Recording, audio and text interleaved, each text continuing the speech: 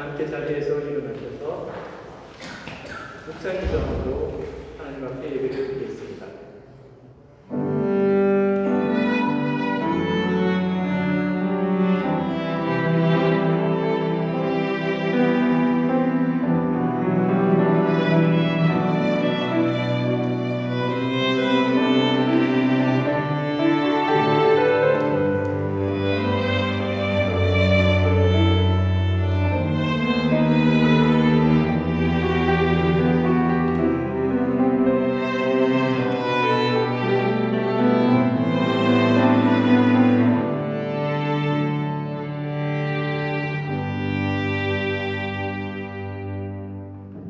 하나님은 영이시니 예배하는 자가 영과 진리로 예배할지니라.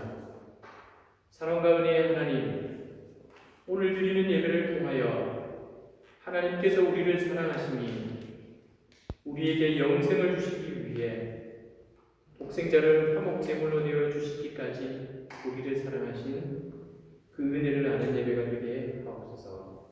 이 모든 말씀 우리를 구원하신 예수 그리스도 이름으로 기도드립니다. 다 함께 사도신경으로 신앙 고백하시겠습니다. 나는 전능하신 아버지 하나님 천지의 창조주를 믿습니다. 나는 그의 유일하신 아들 우리 주 예수 그리스도를 믿습니다. 그는 성령으로 잉태되어 동정녀 마리아에서 나시고 본디오 빌라도에게 고난을 받아 십자가에 못 박혀 죽으시고 장사되지 사흘 만에 죽은 자 가운데서 다시 살아나셨으며 하늘에 오르시어 전능하신 아버지 하나님 편에 앉으시다가 거기로부터 살아있는 자와 죽은 자를 심판하러 오시리라. 나는 성령을 믿으며 거룩한 공교회와 성도의 교제와 죄를 용서받는 것과 몸의 부활과 영생을 믿습니다. 아멘. 다 함께 자리에 앉으셔서 찬양 드리겠습니다.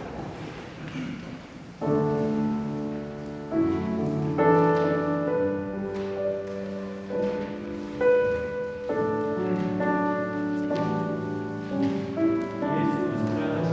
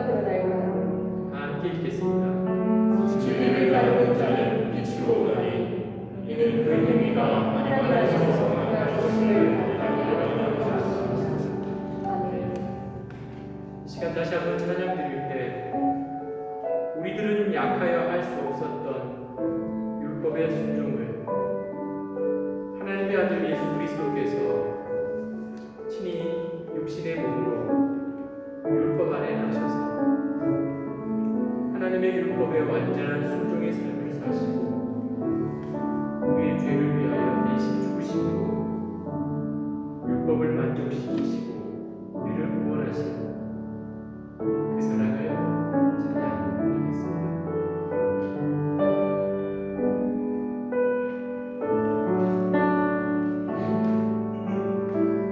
예수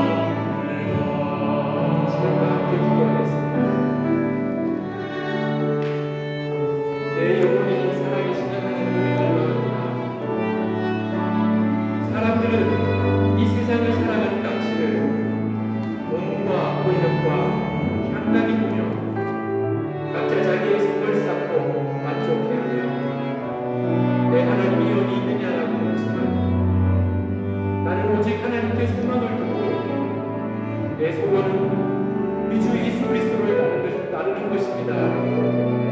고백하는 시간들이 그 시간 가운데 이런 고백을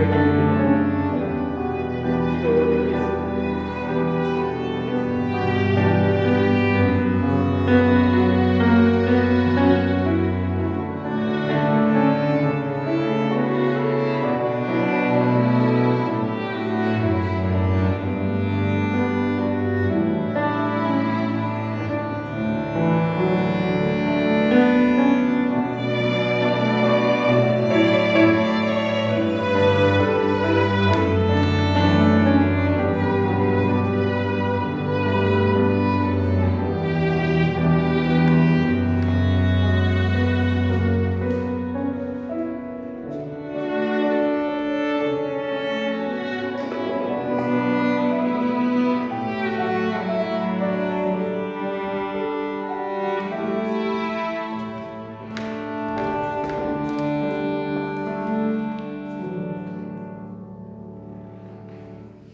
사랑과 은혜의 하나님, 지난 한 주간 우리를 여러 위험과 질병에서 지켜 보호하여 주시고 오늘도 각 가정에서 그리고 이번 예배의 자리로 불러주셔서 하나님을 기뻐함으로 찬양과 분배를 드리며 말씀을 배우게 하심에 감사드립니다.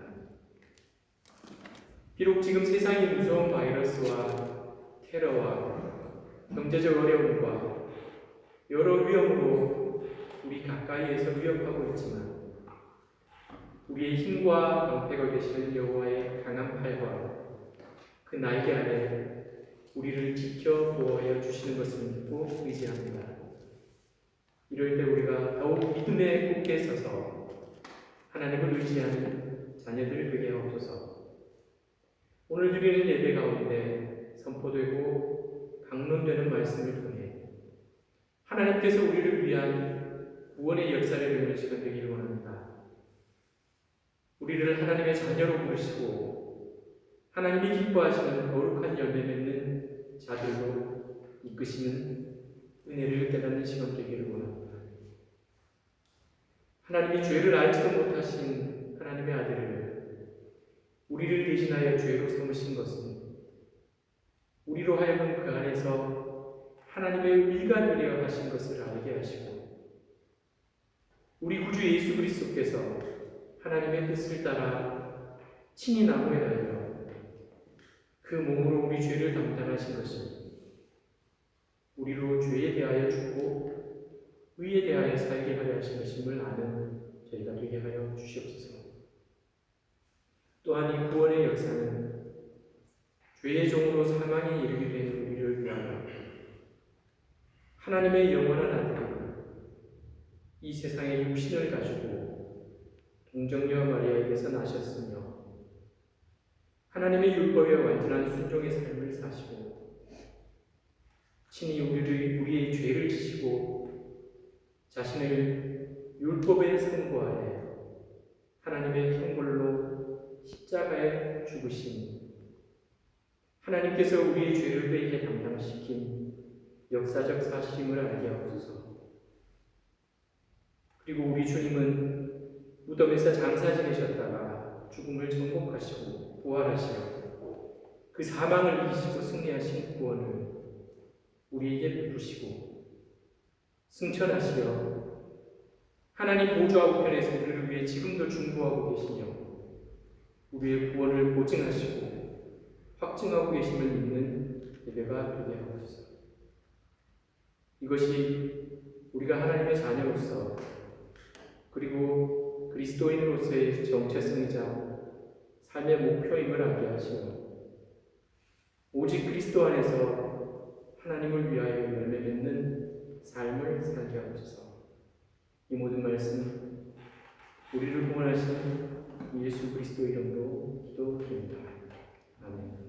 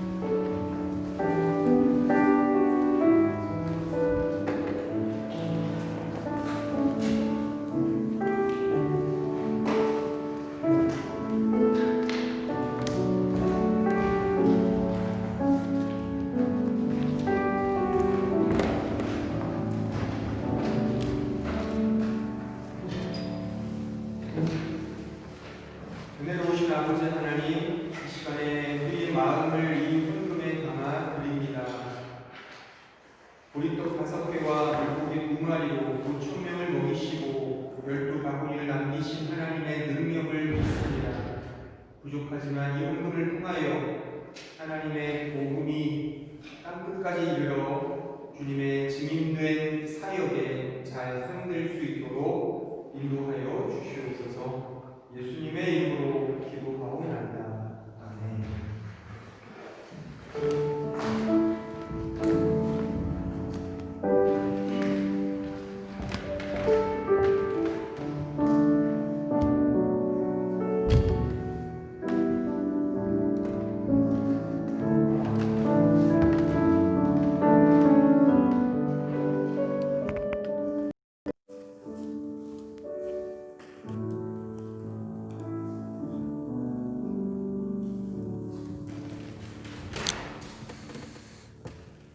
우리 좌우 앞뒤로 인사하겠습니다. 잘 오셨습니다. 은혜 받으십시오. 우리 영상 예배 드리시는 분들도 잘 은혜 받으시기를 바랍니다. 우리 하나님 말씀을 같이 읽겠습니다. 갈라디아서 2장 20절입니다. 우리 다 함께 읽겠습니다. 시작. 내가 그리스도와 함께 십자가에 못 박혔나니 그런즉 이제는 내가 사는 것이 아니요 오직 내 안에 그리스도께서 사시는 것이라. 이제 내가 육체 가운데 사는 것은 나를 사랑하사 나를 위하여 자기 자신을 버리신 하나님의 아들을 믿는 믿음 안에서 사는 것이라. 아멘. 종교개혁 기념 세미나 세 번째 마지막 시간이 되겠습니다. 오늘은 믿음과 역사라는 주제로 하나님의 말씀을 증거하겠습니다. 지난 두 번에 걸쳐서 우리는 역사관에 대하여 생각해 보았습니다. 제가 5가지의 역사 유형에 대해서 설명을 드렸죠. 간단하게 복습을 하고 넘어가면 이 순환론적 역사관이 있다 했습니다. 이 역사는 돌고 돈다는 거죠. 이것의 가장 큰 문제는 그렇다면 사는 목적이 무엇이냐라는 문제에 봉착하게 됩니다. 그렇죠? 역사가 계속 돌면 사실 왜 살아야 되는지에 대한 이유가 불분명하죠. 그렇잖아요. 어차피 또 순환될 것인데 뭐하러 그렇게 인생의 가치를 두고 살 필요가 있는가. 그래서 인생에 대한 비관론과 회의감에 사로잡히게 되는 것이죠. 굳이 잘 살 필요가 없겠죠.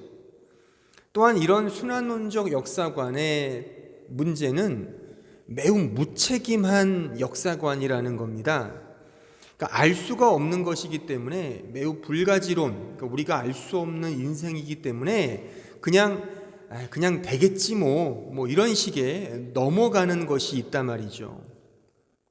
매우 무지하고 무책임한 역사관이라고 꼬집을 수가 있습니다. 요새 제 셋째가요, 말을 한창 배울 때거든요. 이런저런 질문과 말을 많이 합니다. 그러니까 자신이 아는 단어가 딱 들리면 그것에 대하여 계속 말을 하는 거죠. TV를 보다가 곰이 나오면 곰? 곰 무서워. 곰 좋아. 그래서 계속 이건 뭐야 저건 뭐야라고 계속 귀찮게 질문을 합니다. 그때 가장 무책임한 부모는 이런 거죠. 야, 그냥 밥이나 먹어. 그냥 잠이나 자 라고 하는 부모는 자격이 없는 겁니다. 무책임한 거죠. 그러니까 마치 이 순환론적 역사관이 그거와 같다는 겁니다. 그냥이라는 것을 학문화한 것뿐이라는 게 사실 저의 진단이고 또한 기독교적 안목에서 볼 때 그러하다는 거죠. 유토피아 역사관은 인간이 행복해진다는 거잖아요. 결국에는. 그러면 진짜 행복이 뭡니까? 진짜 행복이 뭡니까? 한번 생각해 보세요. 알 수 없어요. 그러니까 인간이 행복하기 위해서 다름박질을 하는데 인간이 만족할 만한 행복이 있겠느냐는 겁니다. 그녀가 아니면 난 못 살아. 그녀만 있으면 난 방 한 칸도 좋아. 그렇게 해서 결혼을 했어요. 방 한 칸에서 만족하며 살 부부가 있을까요? 넌센스입니다. 결코 그럴 수가 없습니다. 계속 뭔가에 대한, 물론 그런 진보적인 것이 말하자면 유토피아라고도 하지만 만족하는 인간이 있겠냐는 겁니다. 그러니까 너무 인간을 유아적으로 보는 역사관이라고 저는 생각을 합니다. 또한 역사주의 역사관, 이 역사 그 자체를 보자는 거였잖아요. 그 역사의 그 주체인 인간이 중요하다는 것도 이 역사주의 역사관에서 흘러나온 사상입니다. 근데 이것의 가장 큰 맹점은 선과 악이 뭐냐, 그러니까 참된 가치가 있느냐의 그 문제에 봉착하게 됩니다. 그러니까 내로남불, 아전인수 이런 거죠. 다 자기식으로 사람을 죽여놓고도 다 이유가 있는 거야. 그 개별적 역사가 중요하니까요. 그러니까 인간의 이기성을 간과한 거죠. 이런 역사주의 역사관을 통하여 이 제국주의가 나왔고 민족주의가 나왔으며 국가주의가 나온 겁니다. 그래서 2차 세계대전이라든가 식민 지배의 정당성을 이런 역사주의 역사관이 옹호해 준 겁니다. 나치도 여기서 나온 겁니다. 말하자면요. 자기들의 그러니까 정당함이 있는 거죠. 히틀러도 그럴만 했을 거야. 이게 이런 입장인 거죠. 극단적으로 말하자면 그렇다는 얘기입니다. 그러니까 선과 악이 없는 거죠. 가치가 없다 말이죠. 유물론적 역사관, 칼 마르크스가 세운 이론이지 않습니까? 그러니까 인간이 기계입니까? 노동과 생산력만 열매 맺는 그런 기계라고 볼 수 있을까요? 이성 없는 동물입니까? 인간이요? 말하자면 유물론적 역사관은 그쪽으로 갈 수밖에 없단 말이죠. 노동하고 생산을 이끌어내는 훈련 잘 받은 군견이 인간이라는 거죠. 좀 극단적으로 말하면 이렇다는 겁니다. 그렇지 않다는 거 아니겠습니까? 그러니까 지금 소위 이런 사상 속에서 배태된 이 공산주의를 보시라니까요. 제대로 된 공산주의가 있냐 말입니다. 기독교적 역사관, 지난주에 했었죠. 그러니까 이 기독교적 역사관을 제3자 입장에서 비판하면 이렇게 나올 겁니다. 하나님이란 존재를 믿을 수 없는데, 그러니까 믿음을 가질 수 없는데 하나님이 역사의 중심이다, 역사의 본질이다. 그 어떻게 하냐? 인간이 신의 꼬붕이냐? 씨다발이냐? 뭐 그런 식의 비아냥과 비판을 가할 수가 있을 것입니다. 그러니까 믿음이 없으면 이 기독교 역사관을 받아들일 수 없습니다. 그러니까 이 자리에 계신 분들은 일단 믿음이 있잖아요. 그래서 기독교 역사관을 우리가 추종하고 또한 추구한다고 다들 고백하겠지만, 이런 이야기들을 세상 사람과 같이 토론하면 딱 나오는 게 이겁니다. 나 하나님이란 존재를 믿을 수가 없어. 그러니까 내가 말하는 건 다 구라야. 그렇게 아마 취급을 받을 거다 이겁니다. 그래서 오늘 다루는 믿음이 이 역사 속에 살고 있는 우리 신자에게는 매우 중요한 가치라고 하는 것이죠. 그러니까 믿음을 가진 자만이 이 세상을 이런 시각으로 볼 수가 있습니다. 말하자면 이중적인 시각이죠. 하나님이 다스리시는 역사가 있고 이 세상이 세상대로 흘러가는 역사가 있다는 겁니다. 이런 이중적인 잣대로 이 세상을 볼 것입니다. 믿음이 있는 자는 말이죠. 이 역사의 이중성을 학문화한 사람이 바로 그 유명한 4세기의 신학자이며 철학자였던 성 아우구스티누스라는 사람입니다. 영어식 발음으로 말하면 성 어거스틴. 이 아우구스티누스가 쓴 고전이 있죠. 하나님의 도성이라는 책. 그 책에 보면 이 두 나라의 개념을 매우 중요하게 설정해 놓았습니다. 그래서 당시 그 시대를 다스리던 로마 제국은 이 지상국, 이 세상이라고 그렇게 상정을 했고요. 예루살렘과 하나님의 교회를 신국, 하나님의 나라라고 그렇게 비유하여 그는 그의 책에서 설명을 했습니다. 그러니까 지상국, 이 세상에 속한 사람들은 하나님보다 자기 자신을 사랑합니다. 그러나 신국, 하나님의 나라에 속한 시민은 하나님을 자기보다 더 사랑하는 사람들이라는 겁니다. 그런 차이가 있는 거죠. 그래서 이 성 아우구스티누스는 역사를 두 개의 사랑 혹은 두 개의 의지 혹은 두 개의 정서가 끊임없이 갈등하고 반목하는, 그러면서 하나님의 뜻이 이루어져 가는 그것이라고 역사를 피력했습니다. 그러니까 이 아우구스티누스의 역사 담론 이후에 이제 이 담론이 이 기독교 역사 이해의 거의 기본 틀이 되었다고 해도 과언이 아닙니다. 근데 이것은 어거스틴이 만들어낸 것이 아니죠. 바로 성경에 나와 있는 이야기입니다. 로마서 7장 21절로 24절을 보십시오. 그러므로 내가 한 법을 깨달았노니 곧 선을 행하기 원하는 나에게 악이 함께 있는 것이로다. 내 속사람으로는 하나님의 법을 즐거워하되 내 지체 속에서 한 다른 법이 내 마음의 법과 싸워 내 지체 속에 있는 죄의 법으로 나를 사로잡는 것을 보는도다.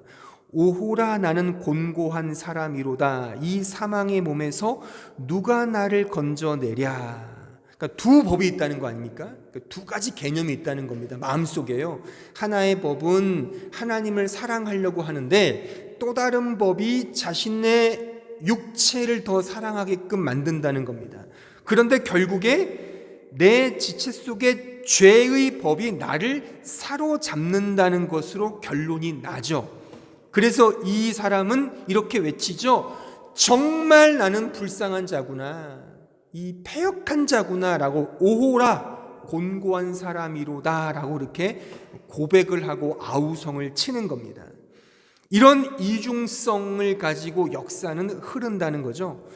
그러니까 역사의 실상은 종국에 사망의 몸이 신자와 교회를 가두고 정복하는 것으로 가게 됩니다.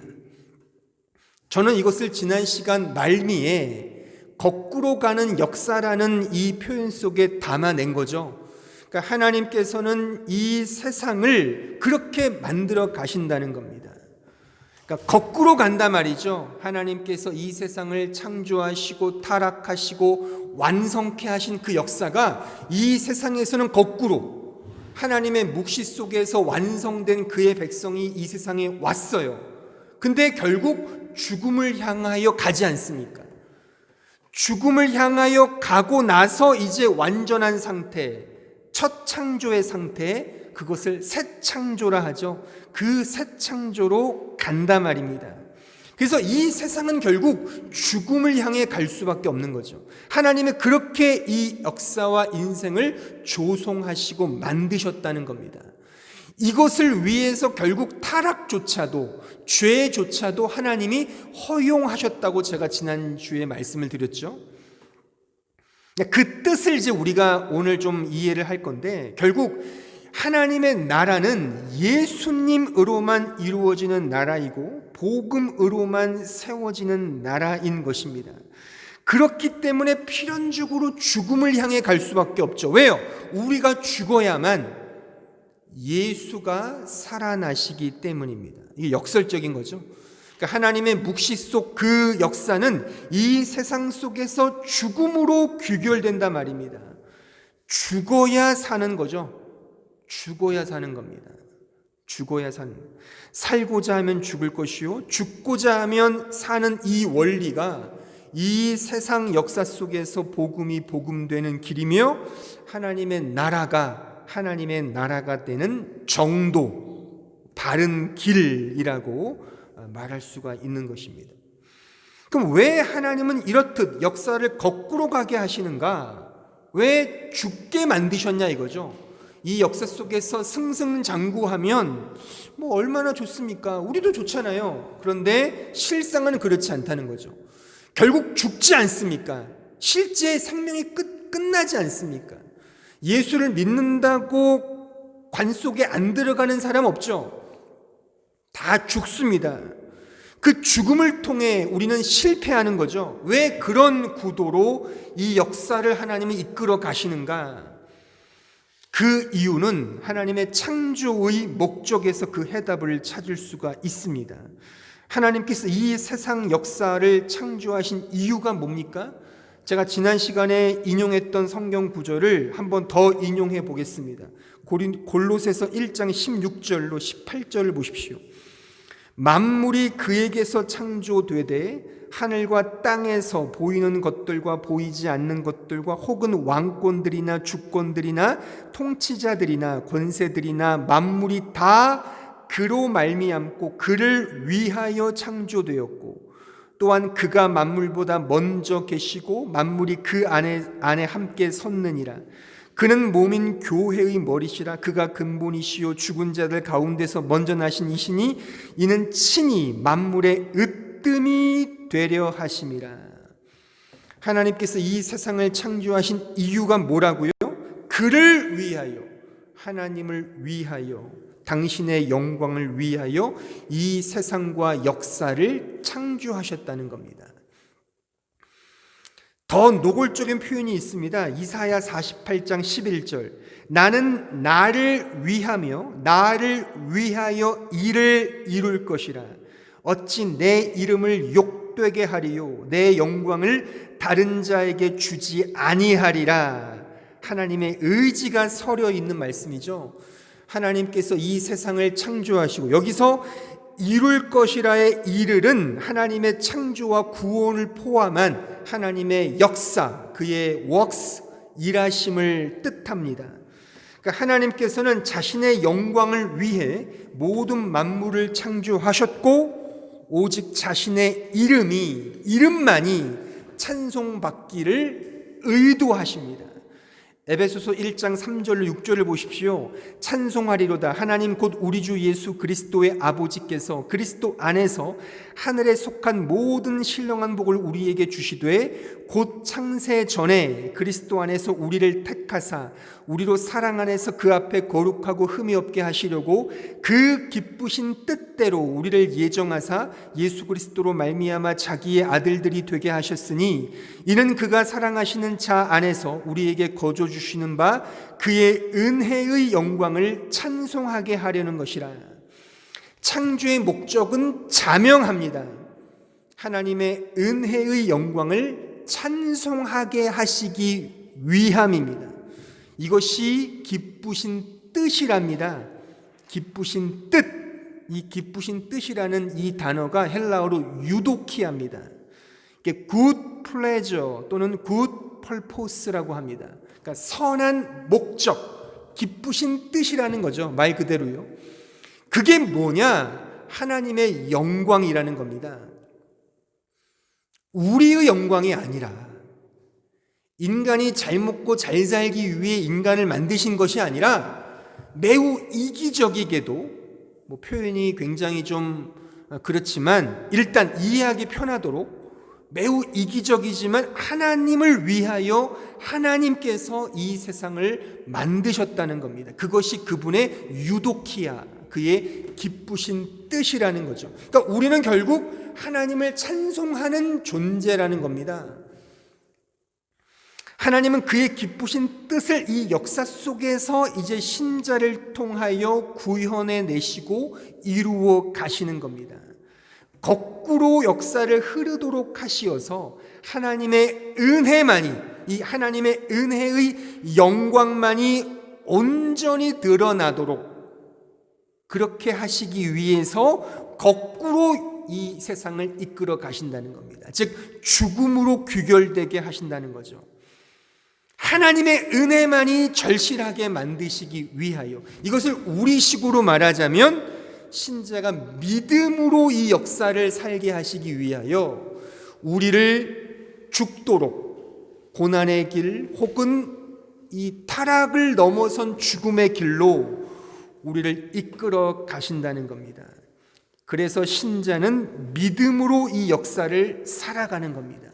내 믿음이 아니라, 내 힘이 아니라, 내 영광이 아니라, 내 의지가 아니라, 내 자랑이 아니라 오직 하나님의 은혜, 하나님을 향한 믿음, 하나님을 향한 의존성, 그것을 위해서, 그것으로 귀결되게 하시기 위하여 이 세상은 실질적으로 죽음의 길로, 망함의 길로, 고난의 길로, 광야의 길로 우리를 이끌어 가신다는 겁니다.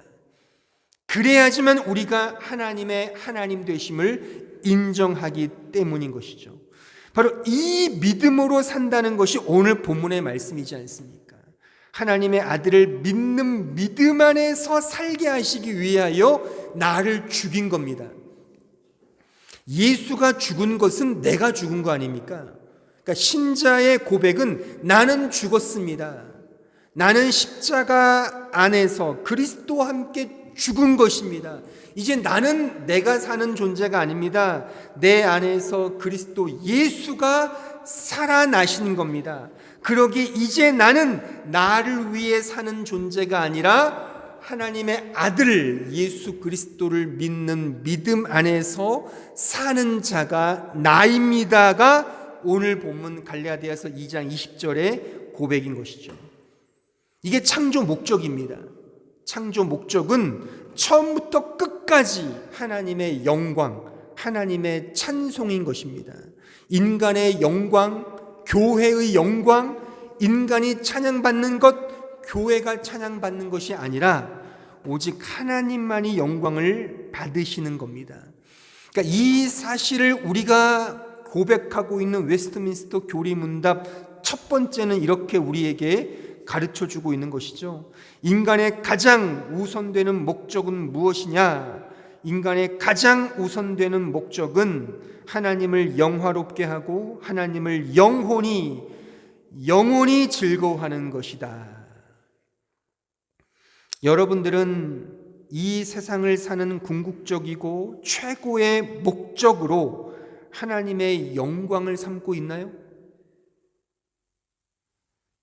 다시 말하면 믿음으로 살고 있으십니까? 그러니까 궁극적이고 최고의 목적이 이게 맞냐는 겁니다. 우리가 이 땅에 살면서 다양한 목적이 있을 수 있습니다.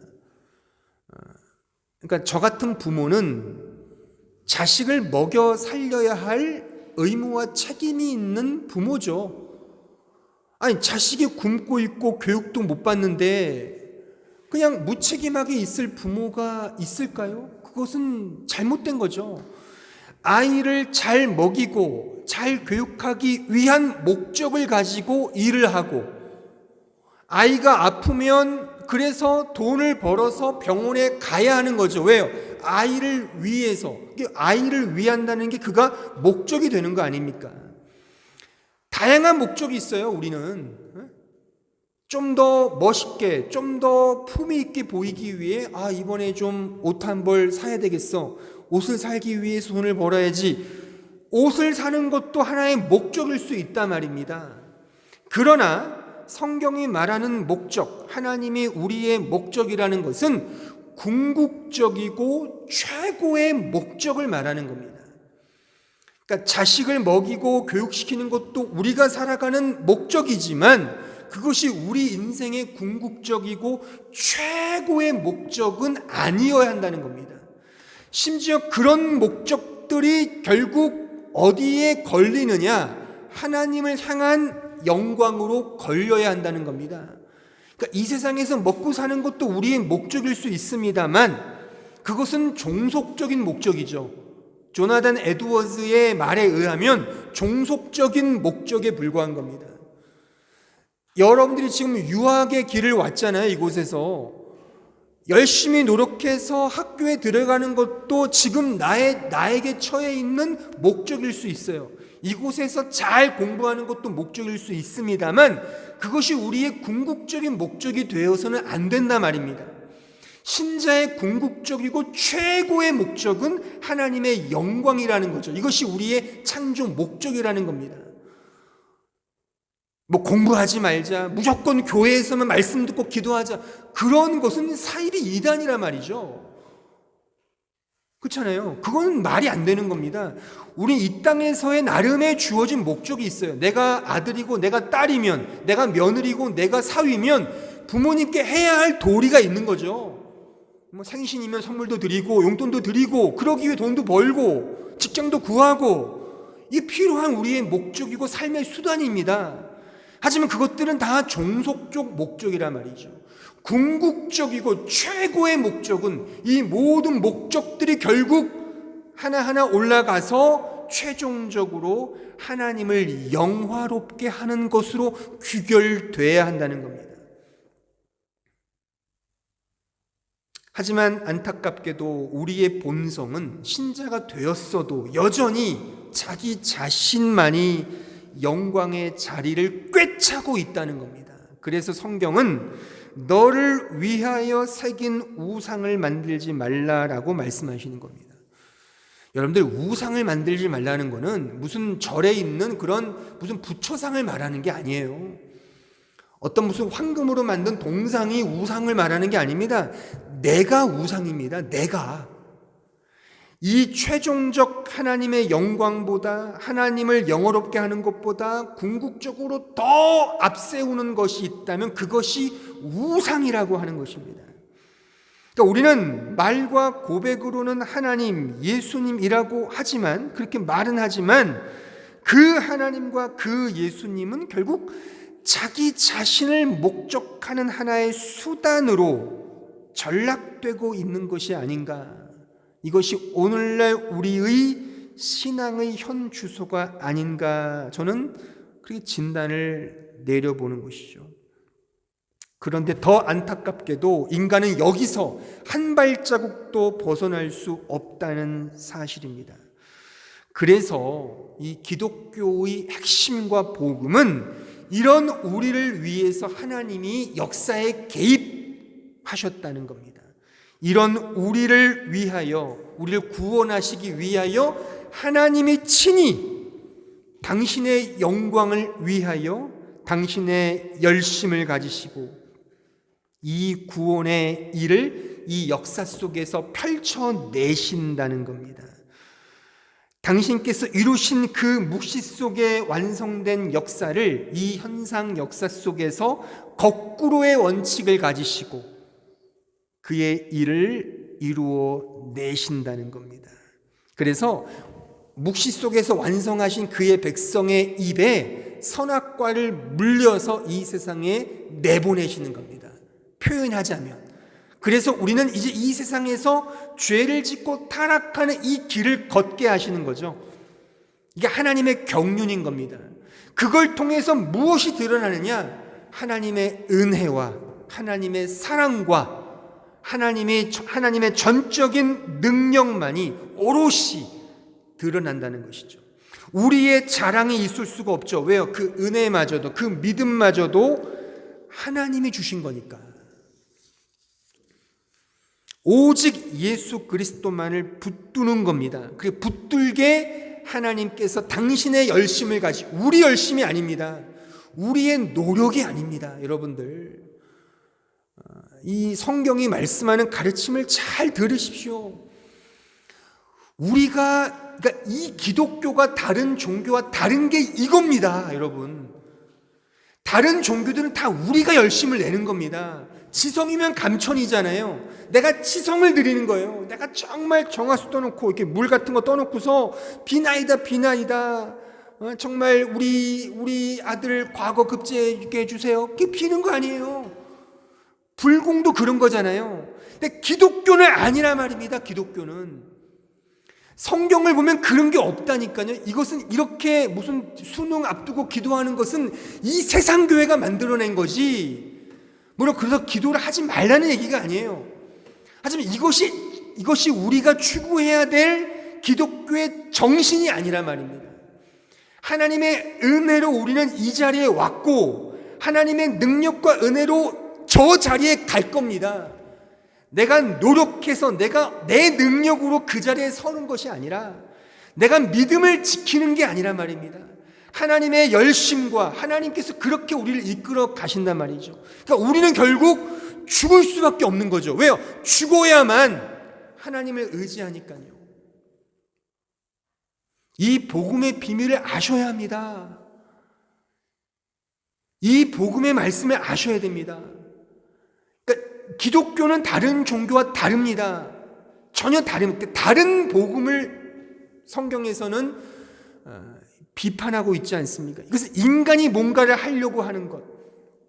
자, 보십시오. 신명기 8장 1절을 보십시오. 좀 길긴 하지만 한번 잘 읽어보세요. 자, 내가 오늘 명하는 모든 명령을 너희는 지켜 행하라. 그리하면 너희가 살고 번성하고 여호와께서 너희의 조상들에게 맹세하신 땅에 들어가서 그것을 차지하리라. 내 하나님 여호와께서 이 40년 동안에 내게 광야길을 걷게 하신 것을 기억하라. 이는 너를 낮추시며 너를 시험하사 내 마음이 어떠한지 그 명령을 지키는지 지키지 않는지 알려 하심이라. 너를 낮추시며 너를 줄이게 하시며 또 너도 알지 못하며 내 조상들도 알지 못하던 만나를 내게 먹이신 것은 사람이 떡으로만 사는 것이 아니요 여호와의 입에서 나오는 모든 말씀으로 사는 줄을 내가 알게 하려 하심이니라. 이 40년 동안에 내 의복이 헤어지지 아니하였고 내 발이 부르트지 아니하였느니라. 너는 사람이 그 아들을 징계함 같이 내 하나님 여호와께서 너를 징계하시는 줄 마음에 생각하고 내 하나님 여호와의 명령을 지켜 그의 길을 따라가며 그를 경외할지니라. 내 하나님 여호와께서 너를 아름다운 땅에 이르게 하시나니 그곳은 골짜기든지 산이든지 시내와 분천과 샘이 흐르고 밀과 보리의 소산지요 포도와 무화과와 석류와 감람나무와 꿀의 소산지라. 내가 먹을 것에 모자람이 없고 내게 아무 부족함이 없는 땅이며 그 땅의 돌은 철이요 산에서는 동을 캘 것이라. 내가 먹어서 배부르고 내 하나님 여호와께서 옥토를 내게 주셨으므로 말미암아 그를 찬송하리라. 여기 말씀도 마지막에 찬송으로 끝나죠. 그렇죠? 자, 여기 보십시오. 제가 잘 설명해 드릴게요. 잘 들어보세요. 지금 이렇게 이스라엘 백성이 살았습니까? 이스라엘 백성들이 지금 광야에서 신명기 이 말씀에 의하면 모세를 통해 하나님 말씀하신 이렇게 하라는 건데 이렇게 해서 이 가나안 땅에 들어간 사람이 있습니까? 정작 이 말씀을 직접 받고 이렇게 설교한 모세조차도 가나안 땅에 못 들어갔어요. 이 상징을 아십니까? 그러니까 이 말씀을 지킨 사람은 없다는 걸 보여준다는 겁니다. 지금 이 역사가. 그러면 누가 들어갔습니까? 모세의 1세대는 다 광야에 죽었어요. 죽었습니다. 이 상징을 아셔야 돼요. 그리고 모세의 바톤을 이어받은 자가 누구죠? 여호수아가 들어갔고 여호수아의 인도하에 가나안 땅에 들어간 겁니다. 여호수아가 헬라어로 뭔지 아십니까? 여호수아가 헬라어로 예수입니다. 여호수아가 구원자라는 뜻이거든요. 여호수아가 헬라어로 예수예요. 이름 자체가. 그러니까 예수의 인도하에 예수 안에서 들어간다는 그 의미를 이 이스라엘 역사가 우리에게 보여준단 말입니다. 여기서 만나를 먹었다고 그러잖아요. 이 만나가 뭡니까? 여호와의 입에서 나는 말씀으로 사는 것이다. 그러니까 이 만나가 상징하는 것은 하나님이 주신단 말입니다. 그러니까 신자는 이 세상이 주는 양식이 아니라 하나님만이 주시는 그 양식, 즉 하나님의 말씀을 따라 사는 자를 의미한다는 것입니다. 이 세상에 갇힌 양식이 아닌 예수가 우리 양식이잖아요.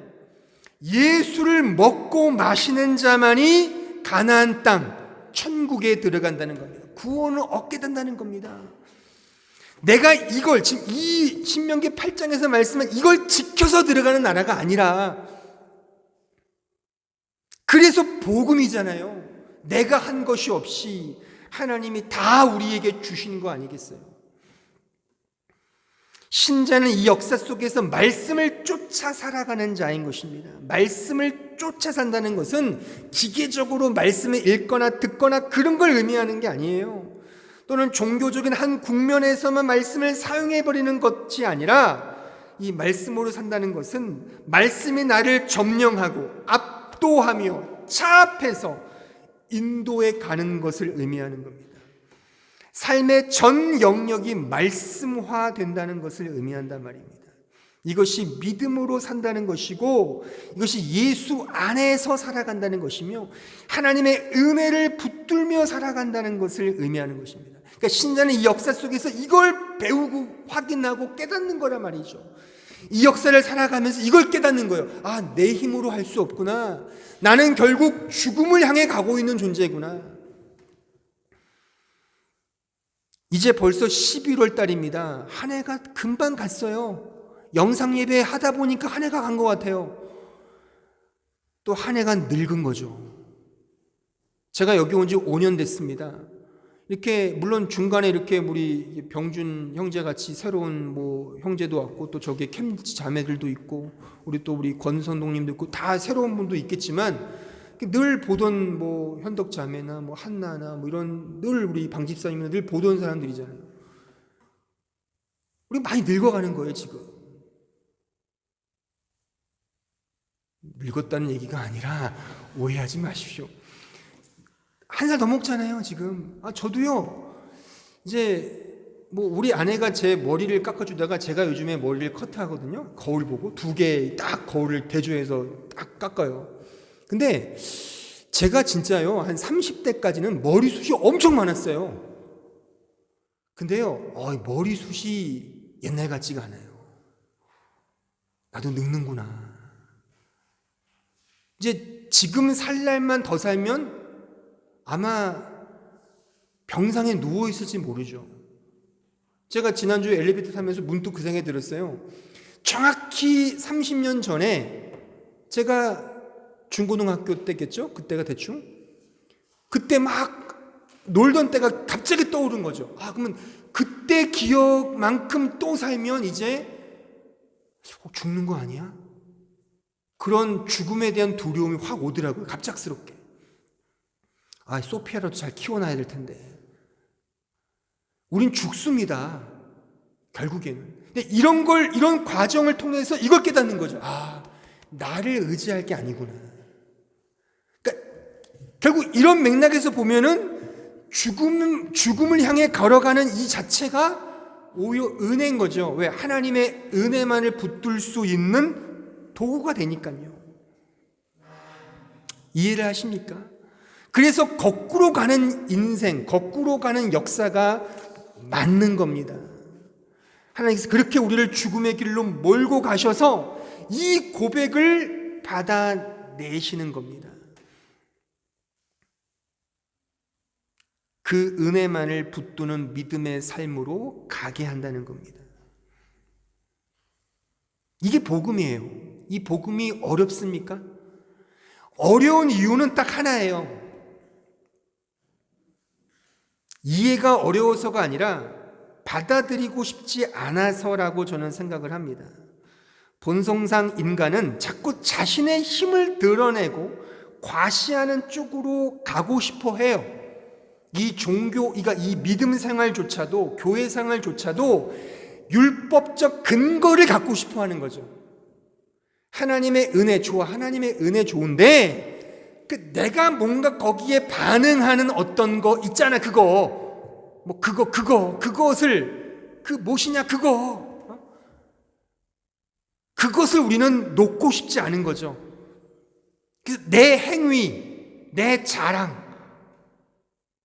그걸 놓고 싶지 않은 거예요. 자기 부인을 안 하는 겁니다. 십자가에 나의 정욕을 못 박아야 되거든요. 그래서 죽음의 길로 걸어가는데 우리 모두는 죽으려고 합니까? 세상의 가치는 다 뭐예요? 잘 되고 떵떵거리고 성공하고 뭔가 거대해지고 맘모스적으로 이렇게 뭔가 올라가고 거인되는 거, 네피림의 후손의 그 기질이 있지 않습니까? 거인의 죄성이 우리에게 있거든요. 그것을 쫓아 살아가는 우리의 본성이기 때문에 본질적으로 자기 부인, 자기 부정, 자기 실현의 내려놓음, 이런 것이 어렵게 느껴진단 말입니다. 그래서 이 복음조차도 내가 믿어야지, 내가 어떤 일을 해야지, 그래서 그렇게 교회에서 열심히 섬기는지도 몰라요. 그것을 하나님과 딜을 하는 거죠. 난 이렇게 교회에서 집사로, 장로로, 권사로, 목회자로 전도 이렇게 많이 했고, 이렇게 많이 사랑했고, 이렇게 섬겨서 왔습니다. 나 아시죠? 이 말씀 기억나시죠? 바로 바리새인들이, 염소들이 이렇게 예수님께 들이댔잖아요. 나 이렇게 했어, 이렇게 했어, 이렇게 했어요. 나 주님을 위해서 귀신을 쫓아내고 병든 자도 일으키고 별별 일 다 했습니다. 나 모르시나요? 주께서 말씀하시죠. 난 너 모른다. 너 누구니? 은혜를 모르는 겁니다.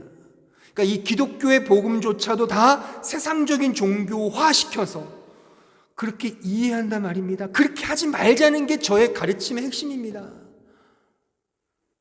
그러니까 우리가 할 수 없다는 것을 깨닫자는 거예요. 그래서 하나님의 은혜만을 붙잡자는 겁니다. 이게 어렵습니까? 그래서 성경은 믿음을 뭐라고 비유합니까? 어린아이의 믿음을 가지라고 그러잖아요. 어린아이의 믿음. 제가 이 설교 원고를 쓰면서 준비하면서 어린아이의 믿음이 어떤지 제가 테스트를 해봤어요. 우리 애들에게. 루이와 서희는요 안 먹혀요. 이제 어린애들이 아닌 거예요. 이제 영특해서 나를 의존하지를 않아요. 내가 안 주면 지들이 할 수 있으니까. 용돈으로도 안 돼요. 이제 뭐 얼마 안 줄 걸 뻔히 아니까 그런지 모르겠지만. 근데 그 셋째는 먹혀요. 한번 이렇게 하면 막 울려고 그러고, 아빠 좋아, 혼내지 마. 아, 너 믿음이 좋구나. 너만한 믿음이 있어야 되는데 왜 우리는 이게 믿음이 없을까? 잠깐 내 힘으로 하려고 하잖아요. 우리는 모두가.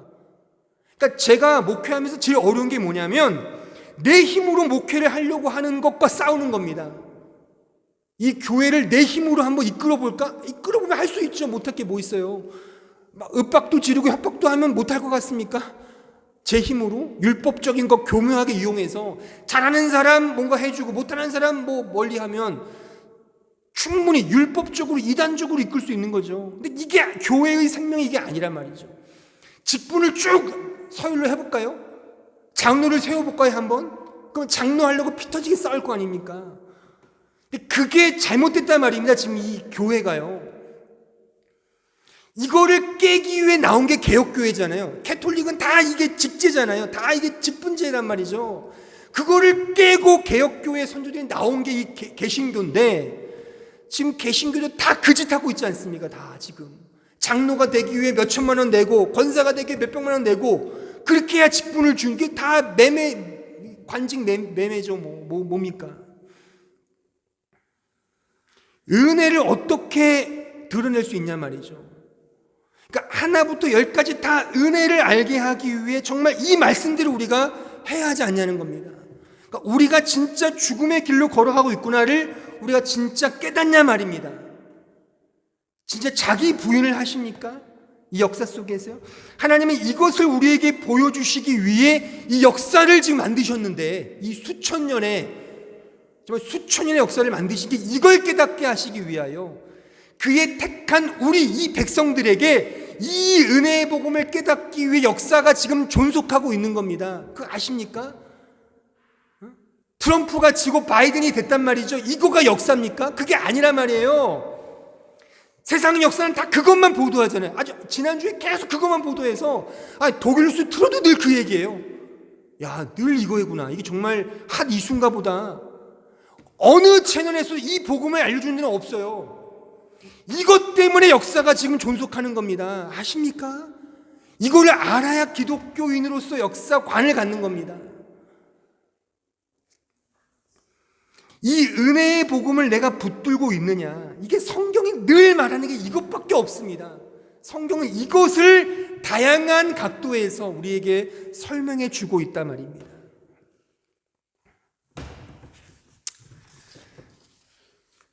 하나님을 의지하고 그의 은혜를 믿음으로 바라보는 것, 이것이 신자의 믿음 생활인 것입니다.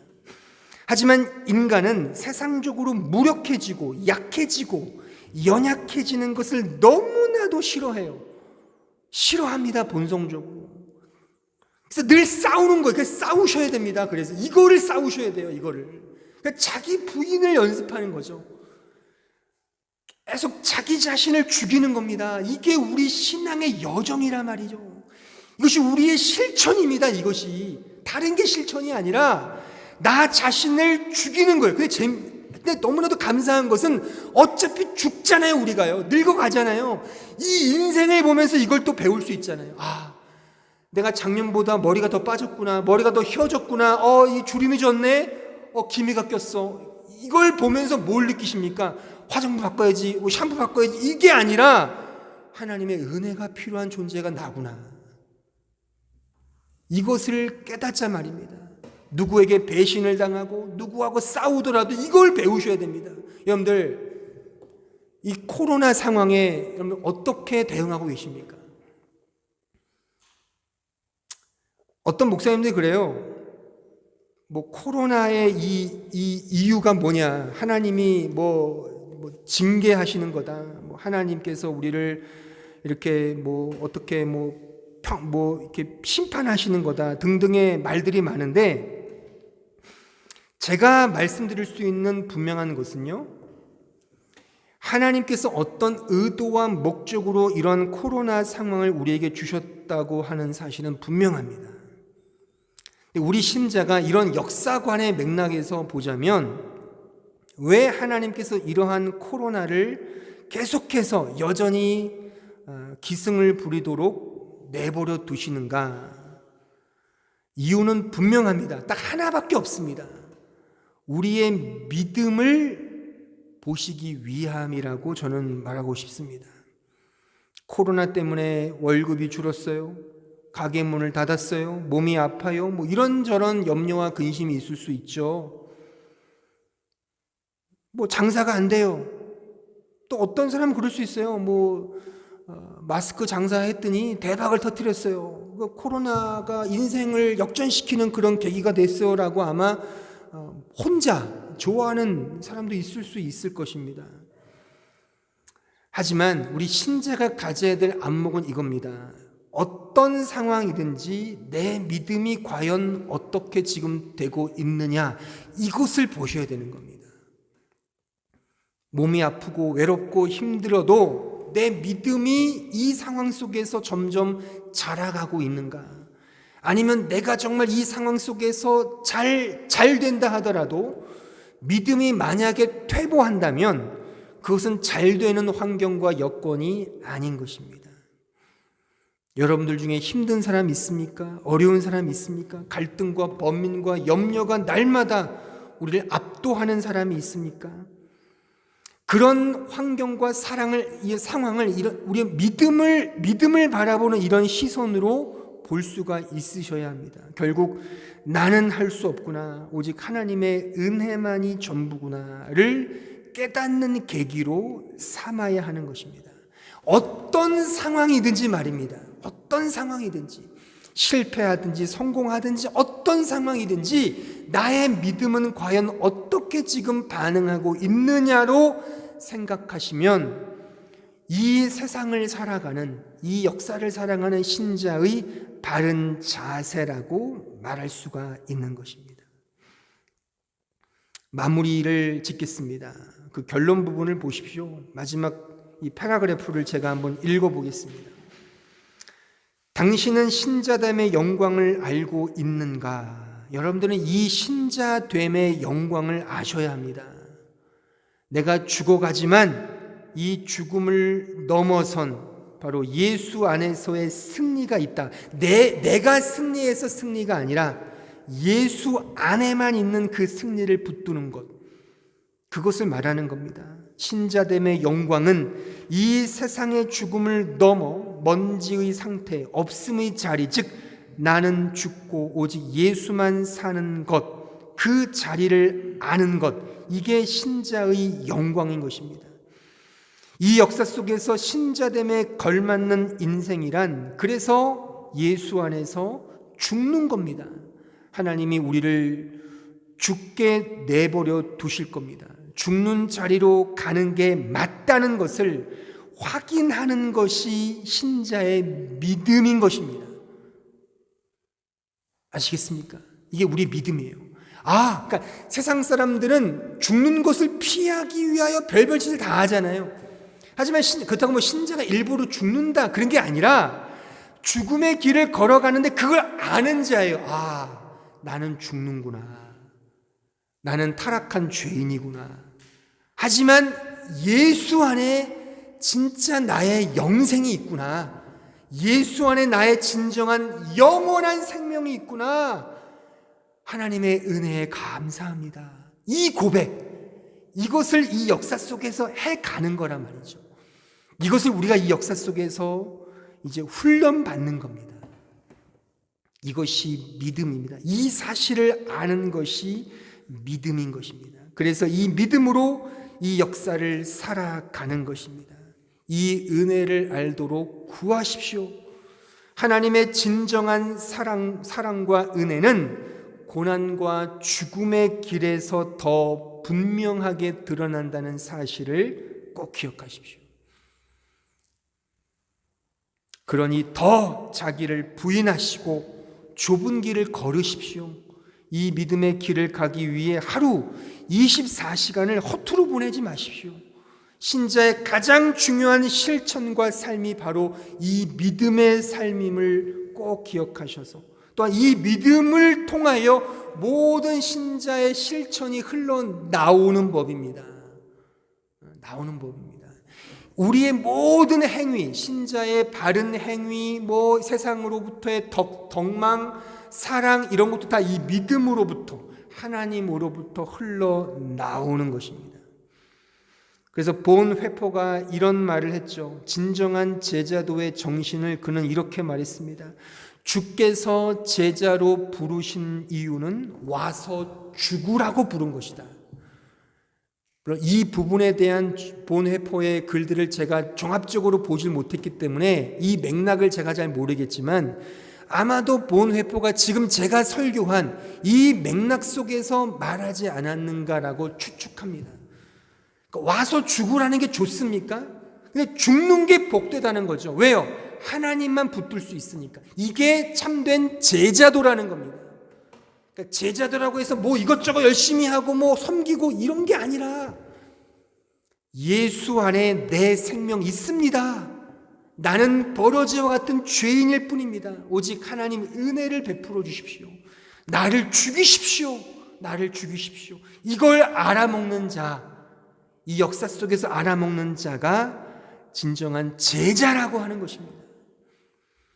바로 이 믿음의 길을 이 역사 속에서 살아내시는 주의 신실한 제자요 참된 신자들이 되시기를 진심으로 기원합니다. 기도하겠습니다. 우리 말씀을 생각하시면서 함께 기도했으면 좋겠습니다.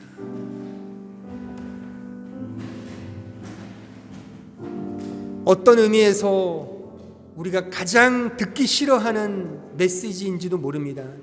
사실 그것이 복음입니다. 인간은 본성적으로 내 힘을 의지합니다. 하지만 기독교가 말하는 복음, 하나님의 은혜의 복음은 너는 할 수 없다. 나만을 의지하라. 이게 복음입니다. 그러니 여러분들 그 자존심 내려놓으시고 우리가 할 수 있다는 그 망각, 망상, 허영 내려놓으시며 오직 하나님만 붙드십시오. 이 붙드는 연습을 우리는 이 역사 속에서 해야 하는 것입니다. 이 시간에 기도하십시오. 주님, 믿음을 주십시오. 은혜를 주십시오. 나 자신을 부인하며 나의 정욕을 십자가에 못 박으며 주님만을 의지하는 참된 신자가 되기 원합니다. 이런 마음으로 다 같이 함께 합심하여 기도하겠습니다. 은혜로우신 주님, 저희들 어떻게 해야 하는지 모르겠습니다. 하지만 오늘 말씀은 선포되었고 또 우리는 이 말씀을 어떻게 들었습니다. 이제 주님께서 우리에게 더 깊은 은혜로 채워주시사 우리가 할 수 없음을 그 민낯을 발견하게 하시고 오직 하나님의 은혜만을 의지하는 믿음의 종들이 되기를 원합니다. 주님, 우리가 할 수 없음을 깨닫게 하여 주옵소서. 우리는 죽는 존재 아닙니까? 결국 죽어갑니다. 이 역사를 통해 이 사실을 알게 하옵소서.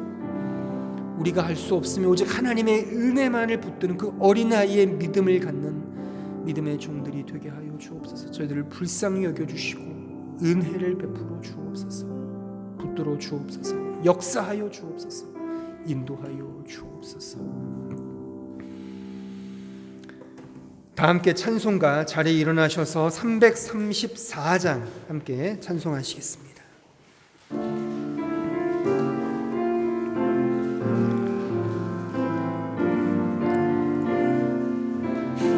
위대하신 주를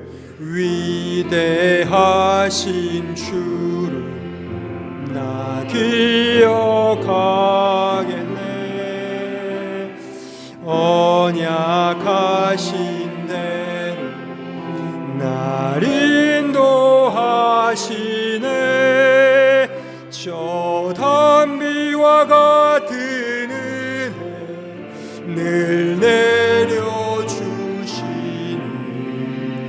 그 크신 주의 사랑 날 구속하소서. 영광스런 주를 나 기억하면서 앞을 바라보며 나 달려가리라. 주 우리와 함께하며 늘 동행하시니 성령의 능력으로 섬기게 하소서. 교회 머리 되신 주 기억하면서 힘과 부귀 모두 나 주께 바치네. 참 충성된 종이 되어 그 길을 가면서 주 다시 올 때까지 교회를 섬기리.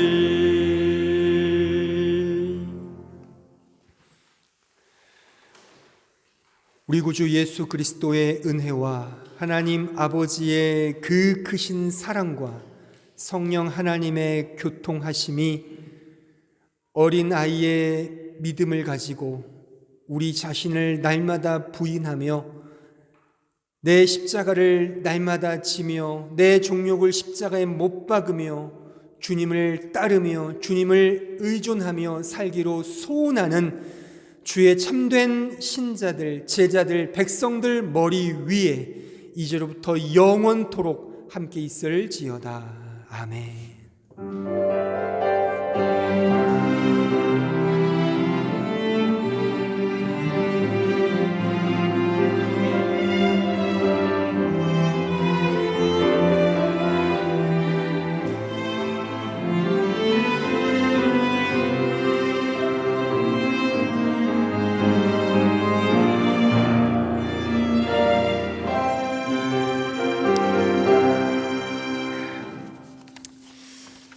자리에 앉아주시면 감사하겠습니다.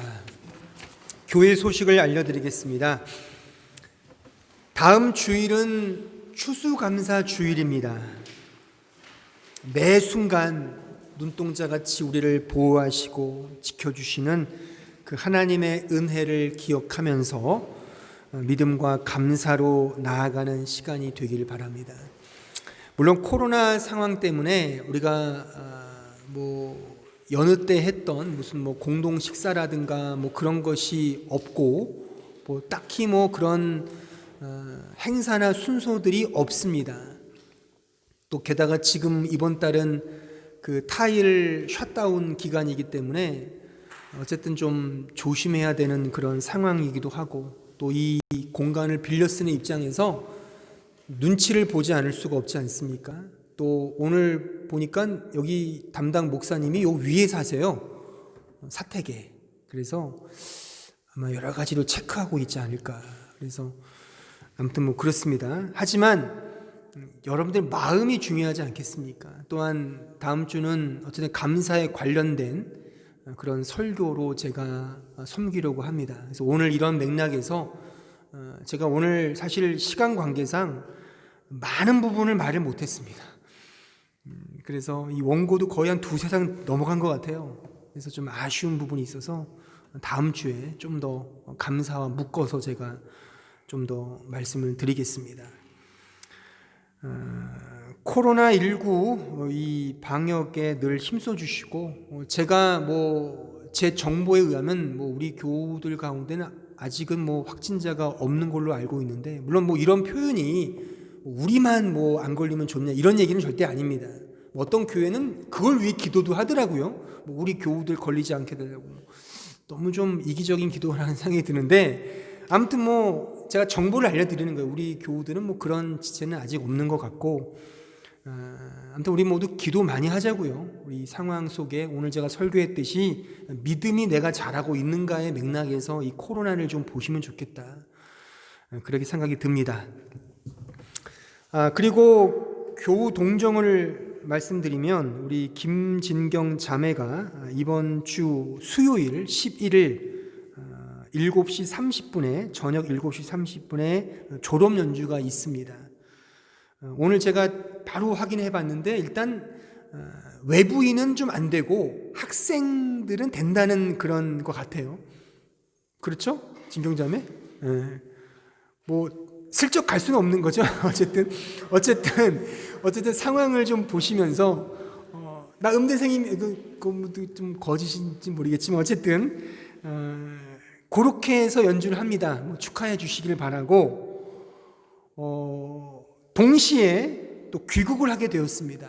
그래서 그 앞날을 축복하며 이 시간 같이 좀 기도했으면 좋겠습니다. 우리 진경자매, 우리 앞으로 나와주시면 좋겠어요.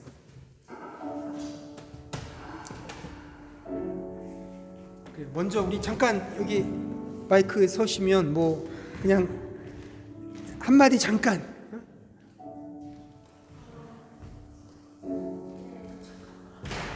그래요.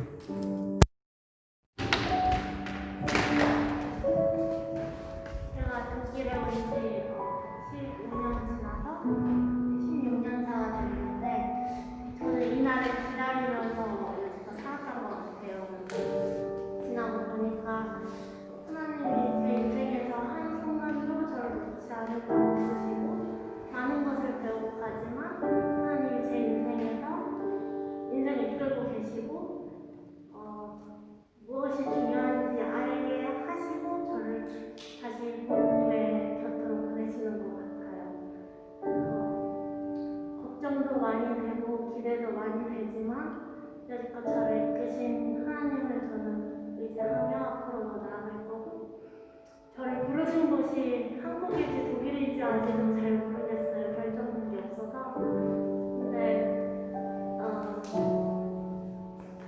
어디서든 저를 부르신 곳에서 저는 예배할 거고, 한마음교회에서 같이 예배할 수 있어서 너무 감사했고, 저도 항상 기도하겠습니다.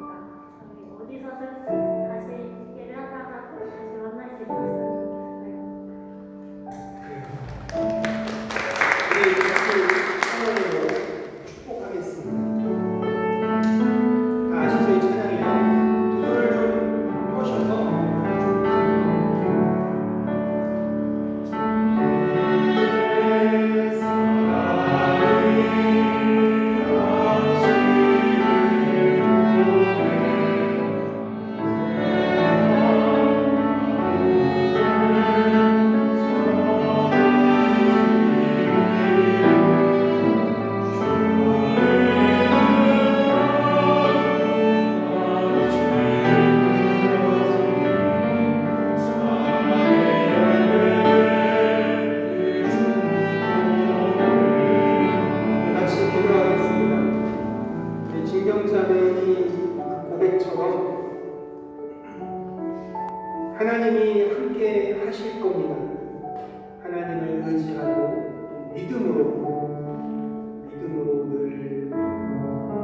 가든 그것이 중요한 것이 아니라 내가 믿음으로 사느냐가 중요한 것입니다.